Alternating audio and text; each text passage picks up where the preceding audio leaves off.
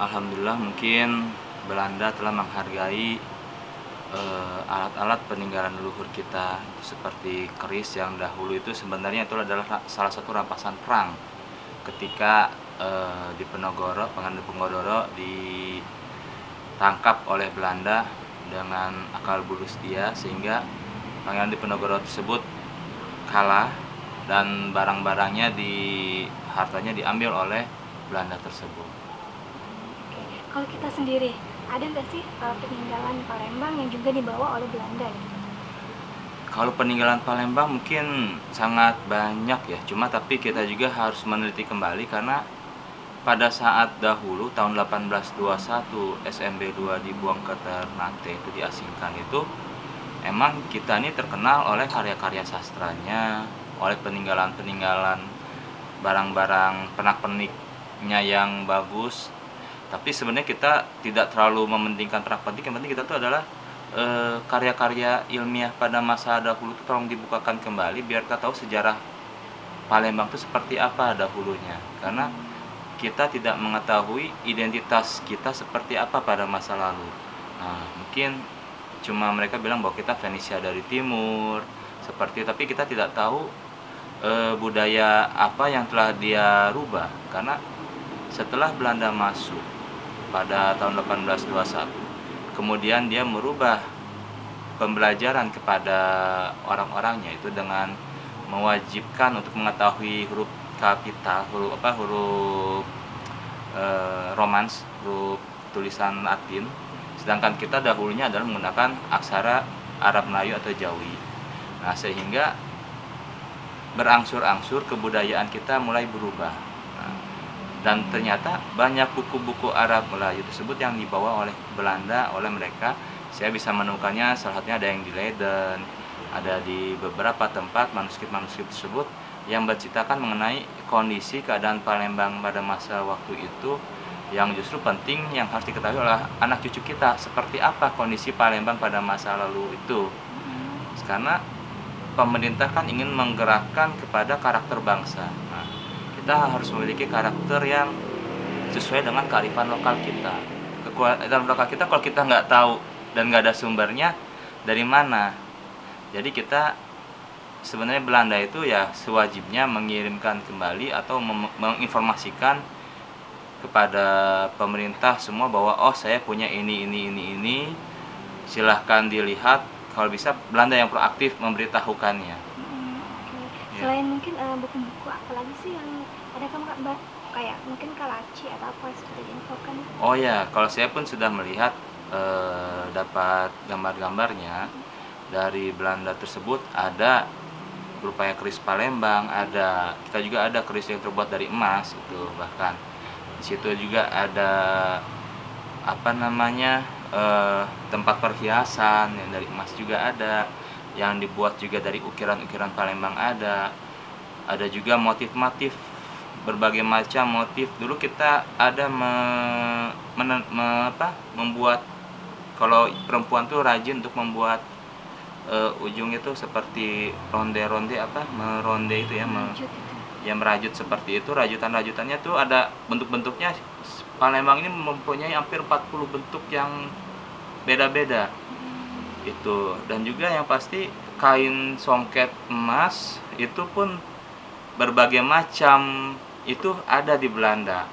Jangan kan itu pending yang seperti ini, pending yang saya gunakan juga di sana yang berbagai macam, dari kuningan, dari emas, dari sana ada semua. Oke. Barang jarahan itu mungkin di kisar tahun berapa lagi Mbak Belanda gitu? Kalaupun melihat cerita itu kadang-kadang begini, ada yang sebut barang jarahan, ada juga barang pemberian. Karena pada tahun 1666 setelah menjadi Kesultanan Palembang dan pada sekitaran tahun 1720-an masa SMB 1 itu sudah mengadakan perjanjian dagang bersama VOC. Dan kalau kita lihat dari buku-buku yang ada, saya baca-baca literatur, mereka setahun sekali sering mengadakan balas kunjung. Dalam artian nanti Belanda datang memberikan hadiah kepada kita dan kita juga memberikan hadiah kepada mereka. Nah, ini kita nggak tahu apakah barang-barang yang ada di Belanda itu adalah jarahan dia atau adalah pemberian dari kita. Nah, itu yang harus kita teliti dahulu. Kebudayaan kita nih pada masa itu kan kita setelah 200 tahun dijajah oleh Belanda, otomatis kan budaya asli kita kan sudah menghilang. Dan figur sultan pun sudah dihilangkan dengan dijadikan residen pada tahun 1825. Residen itu kan Belanda, jadi otomatis kebudayaan Palembang sedikit demi sedikit dihilangkan, dikikis. Nah, itu jadi yang harus, kenapa saya ingin supaya Belanda mengembalikan barang-barang yang ada dari situ supaya kita mengetahui budayaan luhur kita pada masa dahulu seperti ini, tidak menduga-duga, karena sekarang ini caknyo ujinyo kan ya kan. Dan bahkan kita pun Palembang pun bahasanya itu kan sebenarnya antara bahasa Jawi, bahasa Jawa, ada bahasa Jawa, bahasa keratonnya kan bahasa Jawa halus.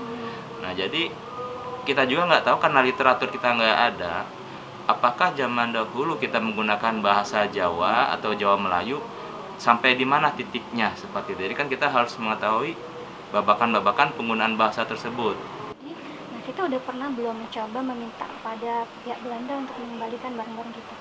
Pada saat ini belum. Mungkin dengan ada kejadian ini kita, kalaupun Belanda, karena saya pernah bertanya kemarin ada peneliti juga bilang bahwa negara Belanda siap untuk mengembalikan manuskrip-manuskrip yang ada di dia dengan satu syarat.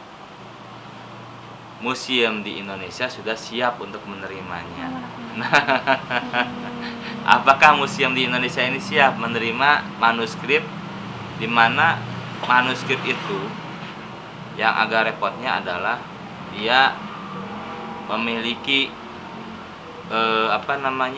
memiliki rentan suhu yang tidak boleh berubah. Penyimpanan kertasnya tidak berubah, dan juga karena akan membuat hancur atau berjamur.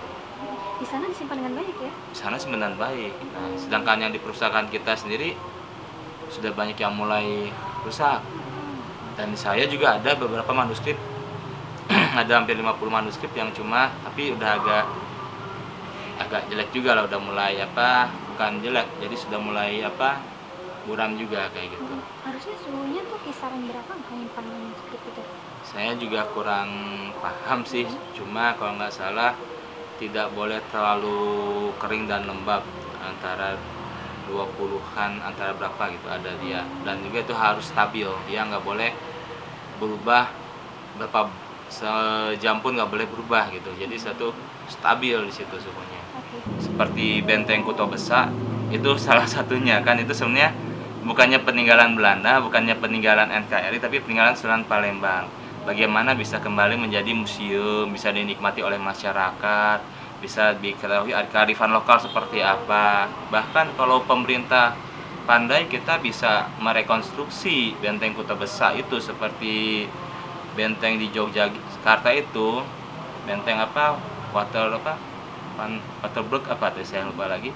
Nah, itu kalau bisa kita rekonstruksi, di sini tempat tinggal Sultan, di sini tempat itu akan menjadi destinasi wisata yang sangat mumpuni, karena itu adalah buatan tahun 1800-an. Itu kalau misalnya kita itu berarti hampir 200-300 tahun yang lalu sudah ada. Kalau kita rekonstruksi ulang, kita buatkan lagi dalamnya seperti apa, mungkin itu bisa mengalahkan daripada tujuan wisata sejarah yang lain, karena kita ini minim objek wisata sejarah.